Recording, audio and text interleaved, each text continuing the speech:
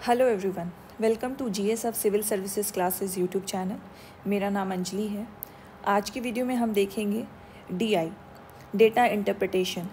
जैसा कि 70th BPSC mains नज़दीक आ रहा है और प्रीलिम्स उसका ख़त्म हो चुका है एंड जो बीपीएससी ने हमें एक संभावित महीना दिया है जहाँ पे जिस मंथ में 70th बीपीएससी मेंस हो सकता है वो है अप्रैल 2025। तो आई होप आप लोग मेंस में लग गए होंगे एंड जिन्हें भी थोड़ा भी बहुत डाउट है कि मेंस की प्रिपरेशन कैसे करनी है, क्या सिलेबस है, पीवाईक्यू का क्या रोल है, इससे पहले मेरी मेंस स्ट्रैटेजी वीडियो अपलोडेड है चैनल पे, तो आप वो देख लीजिए। तो आपको एक बहुत अच्छी सी गाइडेंस मिल जाएगी and if you want daily basis पे गाइडेंस हमारी, तो आप हमारी मेंटरशिप प्रोग्राम से जुड़ सकते हैं जो GS of civil services classes द्वारा चलाई जा रही है।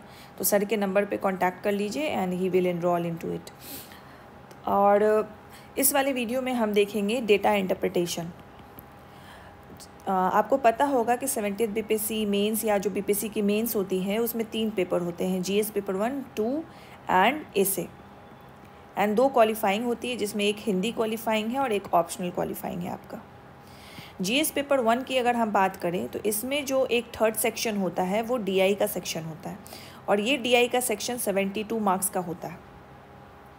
और ये 72 आउट ऑफ 72 मार्क्स लाने का, क्योंकि ये मैथ्स है, अगर मैथ्स में आप सही सारे स्टेप्स अच्छे से बना के फॉलो करोगे, आंसर सही लाओगे, तो आपको 72 आउट ऑफ 72 मार्क्स आसानी से मिल जाएंगे। और जिनका भी डीआई अच्छा है उनके जीएस1 में मार्क्स बहुत अच्छे होते हैं। फॉर एग्ज़ाम्पल मेरा ही एग्ज़ाम्पल आप देख लो, 67th फाइनल सिलेक्शन हुआ था मेरा। इसमें मेरे मार्क्स जीएस1 में 180 थे। इसमें डीआई के मार्क्स मेरे गलत थे, आई गेस 8 मार्क्स कम थे मेरे डीआई के, जिसके 64 मार्क्स मुझे आए थे आउट ऑफ 72। अब 68 में जो पेपर मैंने खोल रखा है अभी, जो आपको स्क्रीन पे दिख रहा है, ये 68 का पेपर है। इसमें मेरे जीएस1 में आए थे 172 marks, if I am not wrong, मुझे याद नहीं आ रहा है, लेकिन ऐसे ही थे 172, जो कि इसमें मेरी रैंक 4 आई थी। एंड ओवरऑल जो जीएस1 का पेपर था उसमें जैसे 180 जा रहा था, 185 जा रहा था 67th में, 68 में थोड़ा सा ये ड्रॉप डाउन हुआ था जीएस1 के मार्क्स में। तो इसमें मेरी मार्क्स आई थी 72 डीआई में। एंड 69th में मेरी जो मार्क्स है जीएस1 में वो 188 है। It is one of the highest marks, जो कि इस बार 69th में 188 marks one of the highest marks है जीएस1 में, जिसमें मेरी डीआई की इसकी इवैल्यूएटेड कॉपी नहीं मिली है, बट जितना मैंने अपने लेवल पे चेक किया था एग्ज़ाम देने के बाद कि मेरी डीआई कितनी सही हुई है, तो इसमें भी मुझे लगता है मेरे 72 ही आए होंगे। मे बी स्टेप्स में कटे होंगे मार्क्स, ओवरऑल जो आंसर्स थे वो सारे करेक्ट थे, तो आई थिंक 71 ऐसे ही होंगे मार्क्स।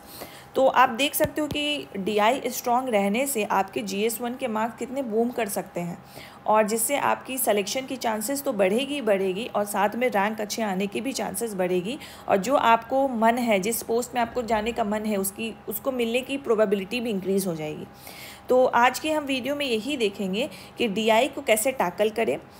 इसमें मैं एक क्वेश्चन को आपको लाइव सॉल्व करके दिखाऊंगी कि कैसे आपको डीआई को एड्रेस करना है, कैसे स्टेप्स को फॉलो करने हैं, किस तरीके से जो भी स्टेप्स है उसको लिखना है, सो डैट वहाँ पे भी आप इसी तरीके से जब आप प्रैक्टिस कर रहे हो, इवन रियल एग्ज़ाम में इसी तरीके से स्टेप्स को रेप्लिकेट कर सको, और क्या क्या मैंने मेथड्स यूज़ किए थे और किस तरीके से मैंने हर स्टेप्स को लिखा था, so that it will look neat and clean. और जो भी स्टेप्स है वो मैंने मिस नहीं किए थे इस बार, क्योंकि 67th में जैसा मैंने बताया कि मेरे 8 मार्क्स काट दिए गए थे। वो आंसर किसी भी क्वेश्चन में गलत नहीं था, वो स्टेप मार्किंग उन्होंने काटी थी, तो उसी गलतियों से मैंने सीखा था, और 68 में मुझे 72 आउट ऑफ 72 आए थे। तो आई होप जो मैंने गलतियाँ की थी 67th में वो गलतियाँ आप ना करो, और ये वीडियो से आपको फ़ायदा मिले। और आप जब प्रैक्टिस करो अपने घर पर भी, आप जब प्रैक्टिस करोगे तो हमेशा कैलकुलेटर के साथ प्रैक्टिस करो, फ़ोन वगैरह लेके मत बैठो, कैलकुलेटर अपना ले लो, और उससे केशियो का कैलकुलेटर आता है, अच्छा कैलकुलेटर है, नॉर्मल कैलकुलेटर ही यूज़ करना है हमें, साइंटिफिक कैलकुलेटर लेके अलाउ नहीं है, तो उसको ही लेके बैठो और डीआई उससे सॉल्व करो, सो दैट अभी से ही आपका प्रैक्टिस हो जाए और एग्ज़ाम में जाके वो प्रेशर हैंडल करना आप सीख जाए पहले से ही। तो इस वाली वीडियो में हम देखेंगे ये वाला क्वेश्चन। ये 68 बीपीएससी की रियल कॉपी है, इवैल्यूएटेड कॉपी है मेरी, और इसमें हम ये वाले क्वेश्चन मतलब 2 ऑप्शंस रहते हैं डीआई में कि 2 क्वेश्चन आपको दिए जाते हैं, एक ये क्वेश्चन था और एक ये क्वेश्चन था। तो मैंने ये क्वेश्चन पे सेलेक्ट किया था, इसको मैंने टिक किया कि मैं ये क्वेश्चन अटेम्प्ट कर रही हूँ। तो ये वाले क्वेश्चन आप देखोगे, जब आप ये क्वेश्चन पढ़ोगे तो इसमें आप देखो क्या दिया हुआ है, study the following graph carefully and answer the question given below. तो आप जब डीआई के जो भी क्वेश्चंस आप देखोगे PYQ, तो उसमें आप पैटर्न देखोगे कि किस तरीके का डीआई वो पूछते हैं। तो बार ग्राफ पूछते हैं, लाइन ग्राफ पूछते हैं, पाई चार्ट पूछते हैं एंड टेबल फॉर्मेट वाला क्वेश्चन पूछते हैं।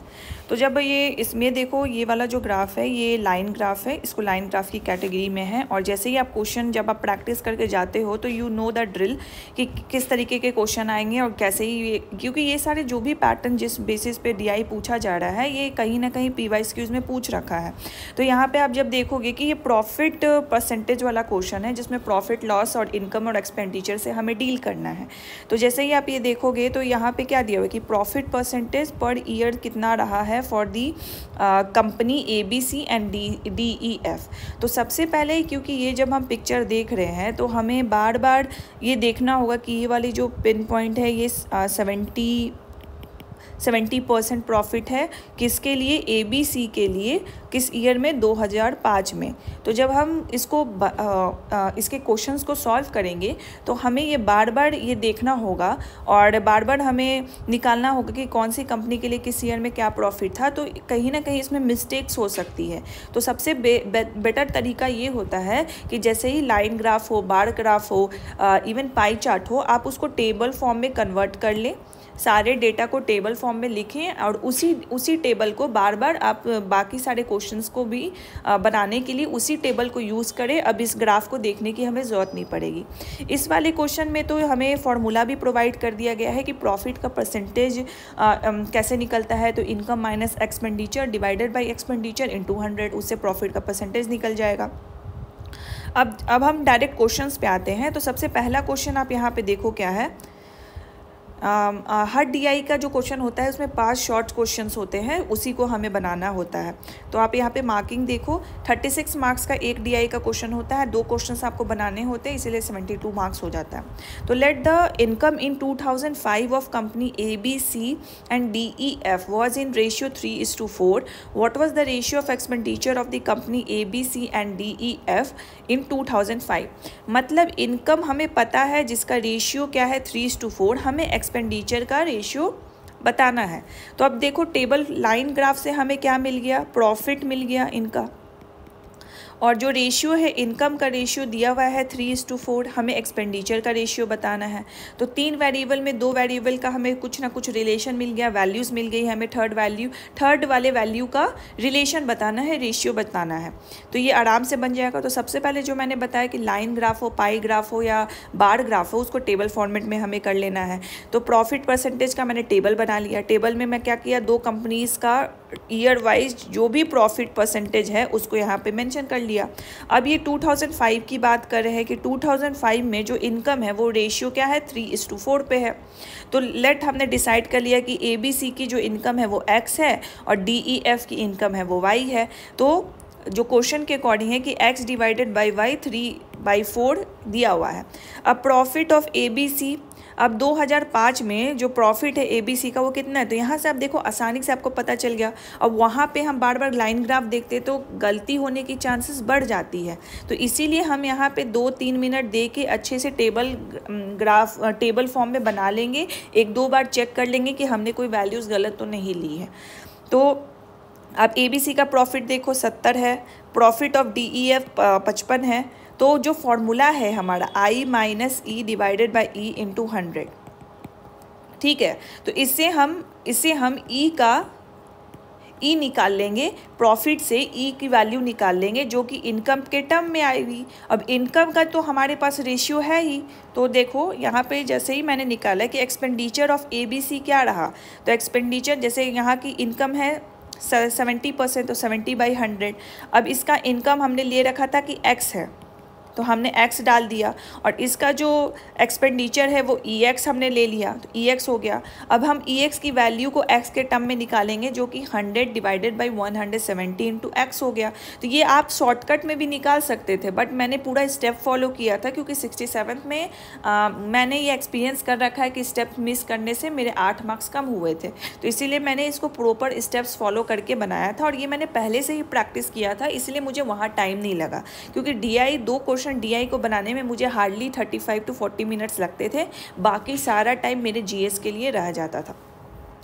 अब उसी तरह एक्सपेंडिचर ऑफ DEF, तो DEF का एक्सपेंडिचर हमने EY रख लिया, और इसका इनकम हमने क्या रखा था, Y रखा था, तो दोनों को कोट कर लिया और EY का वैल्यू निकाल लिया। अब हमें क्या पता है, हमें पता है कि x डिवाइडेड बाई y जो इनकम का रेशियो 3/4 है, हमको क्या निकालना है, EX divided by EY expenditure का रेशियो निकालना है। तो जो हमने x और y के टर्म में निकाला है उसको यहाँ पे रख दिया। अब यहाँ पे देखो, जो भी हमने इसको वैल्यूज़ को रखी है यहाँ पे, उस हिसाब से यहाँ पे x और y का वो बन जाता है, वेरिएबल आ जाता है। तो x और y का वैल्यू हमें पता है, x डिवाइडेड बाई y 3:4, वो हमने यहाँ पे कोट कर लिया, और जैसे ही हमने इसको कैलकुलेट किया 93,136 हमारा आंसर आ गया। अब ये डिविजिबल होता, इसको और हम सिंप्लीफाई कर पाते तो इसको करते, अगर ये नहीं डिविजिबल है, इसको और हम सिंप्लीफाई नहीं कर पाते तो हम इसको यहीं पे छोड़ देंगे, जो रेशियो आता है उसको वैसे ही यहाँ पे दर्शा देंगे। और आंसर दर्शाने के लिए जो भी आपका आंसर आया हो उसको स्क्वायर ब्रैकेट में डाल दें और उसके आगे आंसर लिख दें। जैसे ये तो मैंने दिखा दिया, तो ये अभी पता नहीं चल रहा है क्योंकि बहुत सारे स्क्वायर ब्रैकेट हैं। जैसे सेकंड क्वेश्चन में आप देखो, जैसे ही आप सेकंड क्वेश्चन में देखोगे यहाँ पे स्क्वायर ब्रैकेट देखिए आप, मतलब ये आंसर है हमारा। तो ये तरीका होता है कुछ सिम्बॉल्स को यूज़ करना। जब एंड में आप रिजल्ट दोगे तो ये सिम्बॉल को आप यूज़ कर सकते हो कि ये वाला फाइनली हमारा रिजल्ट ये आया, और उसको भी स्क्वायर ब्रैकेट में हमने दर्शा दिया कि ये हमारा आंसर है। तो ये आपका इस तरीके से पहला क्वेश्चन आपने सॉल्व कर लिया। अब हम सेकंड क्वेश्चन में देखते हैं कि एक्सपेंडिचर ऑफ DEF, तो दो चीज़ हमें ध्यान रखनी है कि किस कंपनी के बारे में बोल रहा है DEF, और ईयर क्या बोल रहा है 2002, और इसमें एक्सपेंडिचर इसका DEF का एक्सपेंडिचर 190 है, उसका इनकम बताना है। अब हमें प्रॉफिट इसका पता है, एक्सपेंडिचर हमें पता ही चल गया, तो इनकम नहीं निकल जाएगा। ये वाले जो इन्होंने फार्मूला दिए हैं, और आपको फार्मूला नहीं भी दी होगी तो ये तो कॉमन सा फार्मूला है जो आपको याद है। हमें प्रॉफिट पता है, हमें एक्सपेंडिचर पता है, हमें बस इनकम निकालना है। 3 वेरिएबल है, 2 पता है, तो थर्ड निकल जाएगा आराम से। तो बस इसी फार्मूला को यूज़ कर देना है। तो बहुत प्रॉपर वे में लिखना है कि क्या कंपनी का एक्सपेंडिचर कितना था 2002 में, इनकम हमें बताना है जो कि पूछा जा रहा है, प्रॉफिट गिवन जो है जो दिया हुआ है, तो हमें 2002 में DEF का प्रॉफिट देखना है। तो 2002 में DEF का प्रॉफिट 40% है, तो 40% कैसे, टेबल का कितना सिंप्लीफाइड यूज़ हो गया, 40% हमने लिख दिया। अब जो प्रॉफिट है हमने उसको तोड़ दिया कि 40 divided by 100 equal to I minus E divided by E। अब जो भी हमारा एक्सपेंडिचर है 190 हमने उसको डाल दिया यहाँ पे, और इसको सॉल्व कर लिया, तो हमारी I की वैल्यू आ गई 266 करोड़। ये 266 करोड़ आ गई, और फिर हमने बता दिया कि इनकम ऑफ DEF 2002 में 266 करोड़ थी, और उसको स्क्वायर ब्रैकेट में कर दिया। तो हर एक स्टेप्स को अच्छे से लिखना है। अब हम, ये तो बहुत सिंपल क्वेश्चन था, अब हम इसीलिए इसकी मार्किंग भी देखो आप, बिल्कुल 5 मार्क्स की थी, इसमें थोड़ा रेशियो वगैरह था तो मार्किंग इसकी ज़्यादा थी। अब हम C में आते हैं। तो if expenditure of the company ABC and DEF were equal. अब देखो यहाँ पे किसकी बात कर रहा है, एक्सपेंडिचर बात कर रहा है ABC और DEF। मान लेते हैं X जो है हमारा ABC है और DEF हमारा Y है, और ये 2001 में इक्वल थी, और दोनों कंपनियों की इनकम को अगर हम जोड़ दें, IX और IY को हम जोड़ दें 2001 में ही, तो 825 थी। तो हमें टोटल प्रॉफिट बतानी है कंपनीज़ की। अब देखो यहाँ पे हमें इनकम दे चुका है, हमें दोनों की प्रॉफिट पता है, प्रॉफिट परसेंटेज पता है, और हमें ये पता है कि EX और EY उस टाइम इक्वल थी। तो हमें बस इसके प्रॉफिट को जोड़ना है, ठीक है, टोटल प्रॉफिट जोड़ना है हमें। हमारे पास क्या है कि कितनी है, मतलब प्रॉफिट परसेंटेज है, हमें प्रॉफिट निकालना है। प्रॉफिट कैसे निकलेगा, इनकम माइनस एक्सपेंडिचर, उतना प्रॉफिट होगा, उसी को अगर हम एक्सपेंडिचर से डिवाइड करके 100 से मल्टीप्लाई करते हैं तो परसेंटेज निकल जाता है। तो चलिए हम देखते हैं ये थर्ड वाला क्वेश्चन। तो जैसे expenditure of ABC, expenditure of DEF में 2001 में दोनों की इक्वल थी। हमने क्या किया कि एक्सपेंडिचर और इनकम को ABC को EX और IX बना लिया, DEF को EY और IY बना लिया। अब क्वेश्चन के अकॉर्डिंग IX और IY कितना है, 825 करोड़ है, और EX और EY इक्वल है। तो हम प्रॉफिट देख लेंगे 2001 में, तो प्रॉफिट ऑफ ABC 2001 में कितना है, 45 एंड 50। DEF का 50 है, ABC का 45 है 2001 में। तो हमने टेबल जो बनाया था उसका यूज़ करके यहाँ पे प्रॉफिट लिख लिया। अब हमने इनकम EX और EY मतलब एक्सपेंडिचर के टर्म्स में मैंने इनकम को लिख लिया कि IX क्या हो गया, IY क्या हो गया, और IX और IY मतलब जो इनकम है उसका सम कितना है, 825। तो हमने जो EX और EY के टर्म में निकाला था उसको हमने यहाँ पे कोट कर दिया, और हमें पता है कि दोनों की एक्सपेंडिचर सेम है, तो हमने एक जो वेरिएबल है उसको हटा के दूसरे से उसको रिप्लेस कर दिया क्योंकि दोनों की वैल्यूज़ इक्वल है। तो हमने यहाँ से फिर जो एक्सपेंडिचर था ABC कंपनी का वो वैल्यू हमने यहाँ निकाल ली, जो कि आ गई 279.66 करोड़। तो इससे हमें क्या पता चल गया कि एक्सपेंडिचर ABC कंपनी का इतना है, और क्वेश्चन में क्या दिया हुआ है कि DEF की कंपनी का भी एक्सपेंडिचर इतना ही है। तो टोटल एक्सपेंडिचर हमारा कितना हो गया, दोनों को हमने जोड़ दिया, टोटल एक्सपेंडिचर हमारा इतना हो गया। टोटल इनकम हमें दिया हुआ है कि 825 करोड़ है। तो टोटल प्रॉफिट क्या हो जाएगा, total income minus total expenditure, तो वो निकल गया, और जैसे ही हमने माइनस किया हमारे आंसर आ गए। तो 265.68 करोड़, और इसको फिर अगेन स्क्वायर ब्रैकेट में करके आंसर लिख दिया सो डैट ये रिफ्लेक्ट हो कि हाँ ये आंसर है मेरा। तो सबसे पहले जो एग्जामिनर है ना वो पहले मुझे लगता है कि वैसे ही चेक करते होंगे कि जैसे ही क्वेश्चन चेक करते होंगे तो सबसे पहले वो आंसर पे जाते होंगे कि अच्छा आंसर इसका सही है। अगर आंसर नहीं सही होगा तो वहीं पे जितना मार्क्स उनको काटना होगा वो काट लेंगे। अगर आंसर सही होगा तो फिर वो स्टेप्स में जाएंगे कि बच्चे ने सारे स्टेप्स को फॉलो किया है, अगर उसमें 1-2 स्टेप्स उन्हें लगता है मिसिंग है तो उस बेसिस पे मार्क्स काटेंगे। अगर सारे स्टेप्स दिए हुए हैं तो सारे क्वेश्चन देंगे। तो ये बहुत डिपेंड करता है क्योंकि 67th में स्टेप्स की मार्किंग हुई कटी थी, और बहुत 1-2 पेपर में मैंने देखा था 67th में जहाँ पे उनको मिल रखा था स्टेप्स नहीं भी लिखे थे। तो एग्जामिनर टू एग्जामिनर भी डिपेंड करता है, एंड मे बी 68 ऑनवर्ड्स ऐसा BPSC ने रूल सेट कर दिया होगा कि स्टेप्स मार्किंग के भी नंबर कटने चाहिए, मिलने चाहिए। तो इस हिसाब से 68 और 69 में, मतलब मैंने बाकी ये कॉपी तो नहीं देखी, जितना मैंने अपने कॉपीज़ को देख के एनालाइज़ किया है कि स्टेप्स लिखने के कारण ही मेरे फुल मार्क्स आए हैं। क्योंकि 67th में मेरे ऑलमोस्ट सारे आंसर सही थे, एक आंसर बस गलत था और उसकी स्टेप्स बिल्कुल सही थे। बाकी में उन्होंने स्टेप्स मार्किंग काटी थी, और उसमें जिसमें आंसर गलत था उसके आंसर के मार्क्स उन्होंने काटे थे। अब हम नेक्स्ट क्वेश्चन में आते हैं जो D नंबर क्वेश्चन है।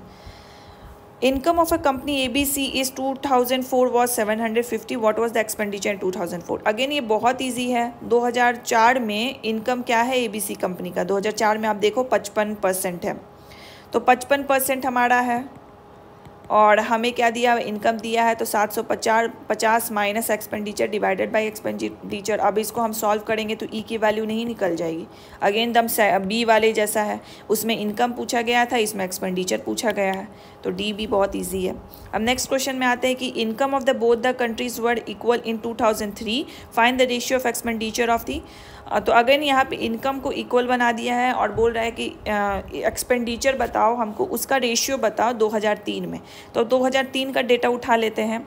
ABC के लिए 60 है और DEF के लिए 55 है। तो लास्ट वाला क्वेश्चन हम लोग देख रहे हैं। तो 2003 में ABC के लिए 60 है, DEF के लिए 55% है प्रॉफिट।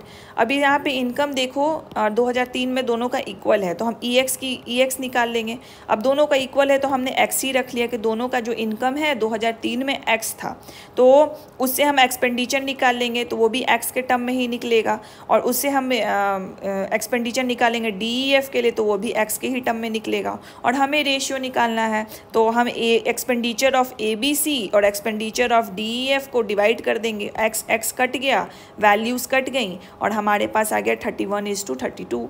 तो ये हमारा रेशियो निकल गया। तो काफ़ी इजी क्वेश्चन होता है, बस वहाँ पे जो प्रेशर होता है ना उसको मैनेज करना और जो अभी तक आपने प्रैक्टिस किया है उसको अच्छे से वहाँ पे जाके इम्प्लीमेंट करना, इसी का गेम है DI। और ये ना ऐसे नहीं आएगा, ये आप जब तक प्रैक्टिस नहीं करोगे तब तक ये नहीं आने वाला है। तो मेंटरशिप ग्रुप में तो हमने 3rd वीक से ही इसको इंक्लूड कर दिया है कि 3rd वीक से आपको DI करना है। और अपने लेवल पे भी आपको डेली एक क्वेश्चन तो बना ही लेना चाहिए। रात में जब आप सारा टारगेट अपना कंप्लीट कर लेते हो, पढ़ लेते हो, तो रात में एक DI का PYQs उठाओ और बनाओ। बच्चे परेशान होते हैं कौन सा बुक से बनाए, क्या बनाए, सबसे बेस्ट सोर्स तो आपका PYQ है, उससे बनाओ आप। और तो उसके बाद कोई ज़रूरत ही नहीं है किसी बुक की आपको। अगर आपको कहीं दिक्कत होता है DI में तो बहुत सारे फार्मूलाज पड़े हुए हैं। आपको लाइक प्रॉफिट में दिक्कत होती है फार्मूलाज का, या कंपाउंड इंटरेस्ट, सिंपल इंटरेस्ट में दिक्कत होती है बहुतों को, तो उसका फार्मूला बस सर्च कर लो, 2-3 क्वेश्चन उस पर बना लो, अपने हैंग ऑन हो जाओगे, फिर उसके बाद वहाँ पर दिक्कत नहीं आएगी। And always use calculator. जो कैलकुलेटर हमें लेके वहाँ जाना है उस कैलकुलेटर को लेके बैठो, उस पर हाथ बैठना बहुत ज़रूरी है, क्योंकि वहाँ पे टाइम भी कम लगेगा, आपको प्रेशर होगा, इन्वॉल्वमेंट वैसा होगा, और उसी में आपको सॉल्व करना और करेक्ट बनाना है।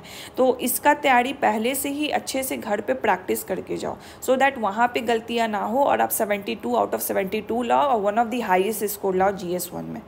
ठीक है, so this is all for this video. Next video में हम और भी DI से रिलेटेड ट्रिक्स लेके आएंगे। एक वीडियो तो मेरी ऑलरेडी अपलोडेड है, तो आप चेक कर सकते हो, उसमें मैंने ट्रिक्स बताए थे कि कैसे क्वेश्चन का सिलेक्शन करना चाहिए, और भी काफ़ी सारी चीज़ें बताई थी उसमें मैंने, तो आप वो उसको वॉच कर सकते हो। और साथ ही साथ मैं तो वीडियो लाऊंगी ही, और जो भी मेंटरशिप से जुड़ना चाहते हैं, मेंस की मेंटरशिप हमारी चल रही है जिससे रिलेटेड सारी वीडियोज़ अपलोडेड है, कौन सी स्ट्रैटेजी हम फॉलो कर रहे हैं, तो आप सेल्फ भी फॉलो कर सकते हो। अगर जुड़ना चाहते हो तो सर के नंबर पे आप कांटेक्ट कर सकते हो।